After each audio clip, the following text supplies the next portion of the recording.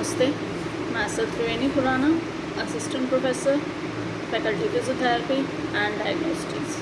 Today we are going to discuss about ergonomics in factory.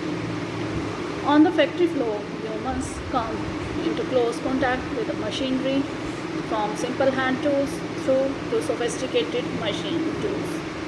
Ergonomics is the study of this human science interaction with the different environments we undergo in our daily lives. In fact, matter is ergonomic can have a direct on the bottom line. Poor posture, overreaching for tools, and inadequate lighting, amongst a host of other issues, can lead to back pain, workplace stress, and repetitive strain injury. All of this result to low morale and higher cost. What's more, poor ergonomics can have that impact on the product quality itself. If an operator on an assembly line is stretching to use a hand tool and a board is fastened at an angle, greater stress is placed on these elements, potentially leading to failure and reputation for inferior product quality. Unfortunately, despite all the evidence to the contrary, ergonomics in the workplace is still regarded in many quarters as being overbearing and dictatorial. A reassessment of this position is long overdue. As greater automation can lead to increased efficiency, humans remain the most versatile component in a manufacturing process. This guide is designed to offer product engineering and those responsible for employee health in manufacturing environment. An overview of key factors that must be taken into account when incorporating an ergonomic solution into the workplaces. Now, there are 8 rules of ergonomics that the labor must be consideration for work system, and these are body height and working height, second work area, third reach zone, fourth parts presentation, fifth range of vision, sixth lighting, seventh adjustment of work equipment, and eighth is planning and designing too. Now let's discuss these 8 principles one by one. Now first is the rule number 1, that is body height and working height. Manual workstations must accommodate a wide range of body height to ensure that the largest percentage of population is covered. Country specific differences and regional requirements must also be taken into account. The importance of factors for designing work equipment are the working height, proper sizing of the reach zone, and required legroom, as well as definition of appropriate range of vision. All of these dimensions are derived from standardized body height. Example, in Germany, DIN 33406 must be followed when specifying and designing a workstation. Now there are some classifications of body heights. The body height of the population can be classified into 4 groups. Group 1 is the smallest woman, that is only the 5%. Group 2, average woman and smallest man. Group 3 is largest woman and average man. And group 4 consists of largest man, that consists only 5% of the population.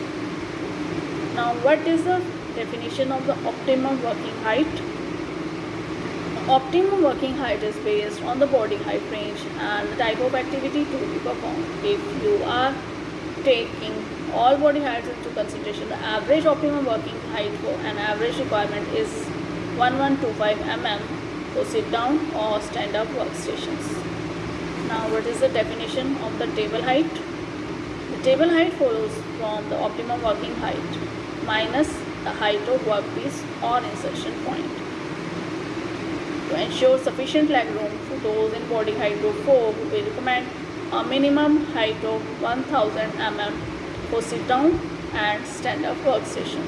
Further criteria that must be taken into account includes foot and legroom, depth and adjustment range of the footrest, size and variation of workpiece dimension, forces and weights that have to occur, changing types of equipment and insert heights, varying vision distances, and local specifications such as deviating body heights and other legal requirements, and aspects related to method, safety and efficiency.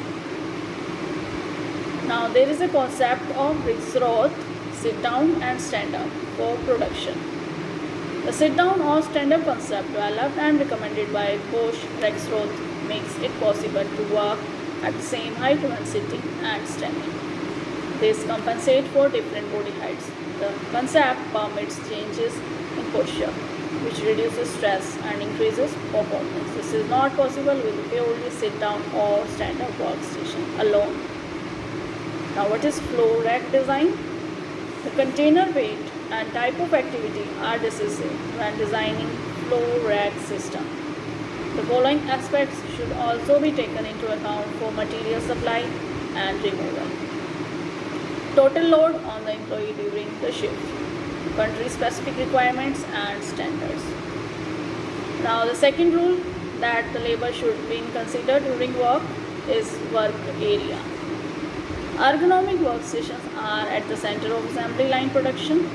Sit down or stand up workstations as well as material supply containers from Rexroth provide an optimum basis for work without fatigue and can be adjusted to the needs of the individual employees. The required activities and work processes are defined based on a specific cycle time. The optimum working method is determined in a method analysis that takes time, ergonomics and efficiency into account. It's also important to consider any trends towards an aging workforce or changing employee performance. According to ergonomical experienced technician, inclusion of all concerned employees from assembly, quality assurance, logistics ensures best results and long-term acceptance of the method, and as a result, acceptance of the workstation system. Work area height should always be in between 800 mm and 1500 mm. The following rules must be observed. These are: promote dynamic activities. Static holding activity inhibits the blood circulation and supply of oxygen to these muscles. This can lead to a drop in performance and processing quality.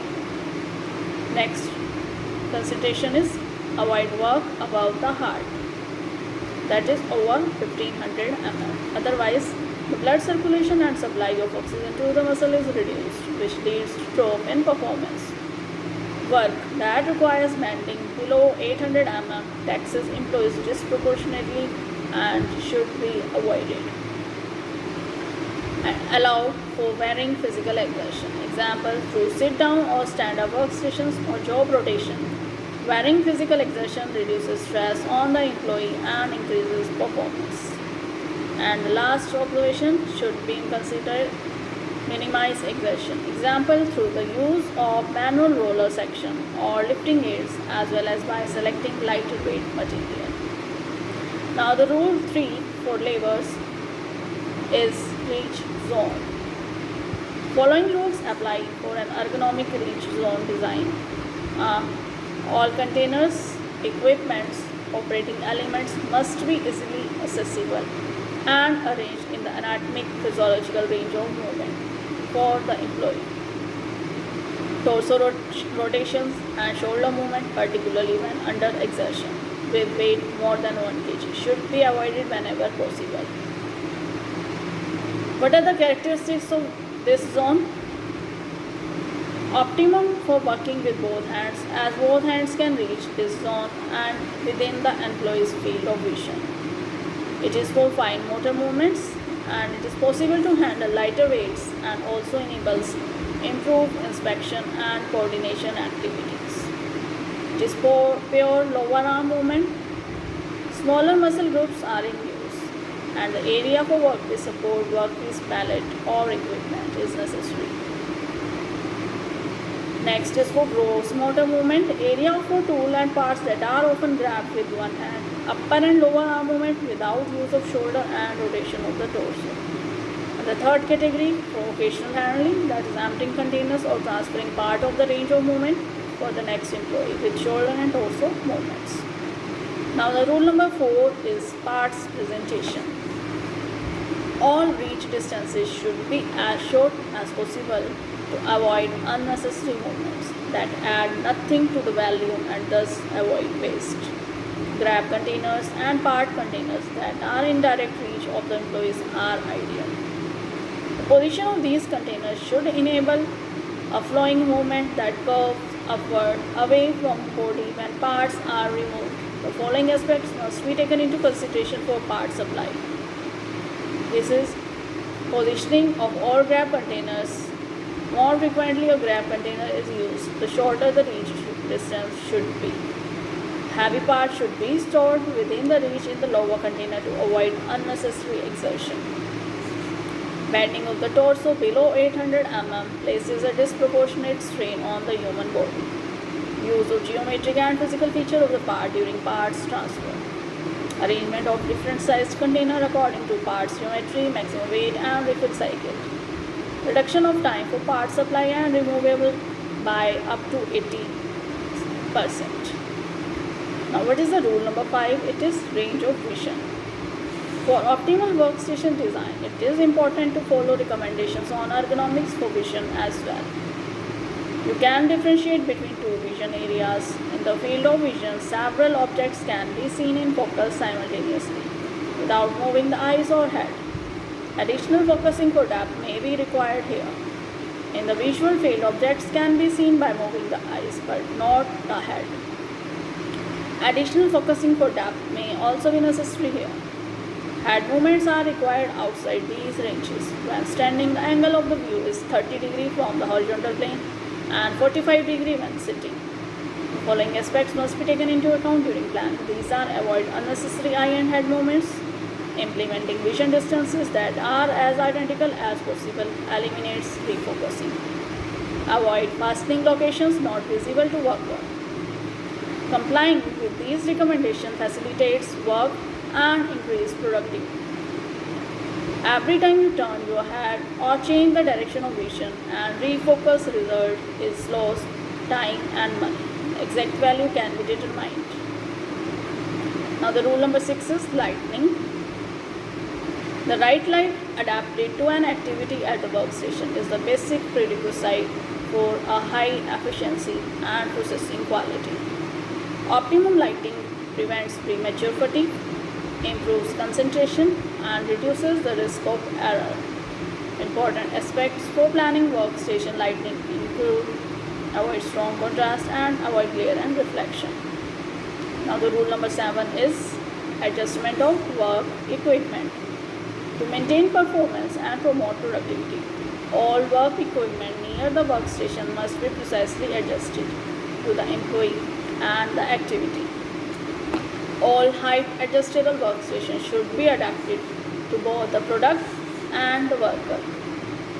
All Rexroth components for equipping workstations can be combined to form a perfectly coordinated ergonomic system. Rexroth products offer numerous adjustment options that promote proper posture and reduce fatigue, making ergonomics simple and beneficial. High performance and productivity require correct sitting posture. The worker's calves and thighs should form a 90-degree angle. This also applies to the upper and lower arm, though here the angle may be slightly greater than 90 degrees. The lumbar support should permit individual adjustment to the body height and optimal support point of each user. Correct adjustable table, chair, footrest and grab containers, as well as the position of tool and material shuttle, which minimizes movements, reducing physical exertion and employee absence. Rexroth's wheel work chair feature an ergonomic seat and backrest design. The permanent contact backrest also adapts itself to the upper body movement of the user, thus supporting the back in the every position. A few important considerations are: when adjusting chair and footrest, make sure that thighs and calf forms a right angle.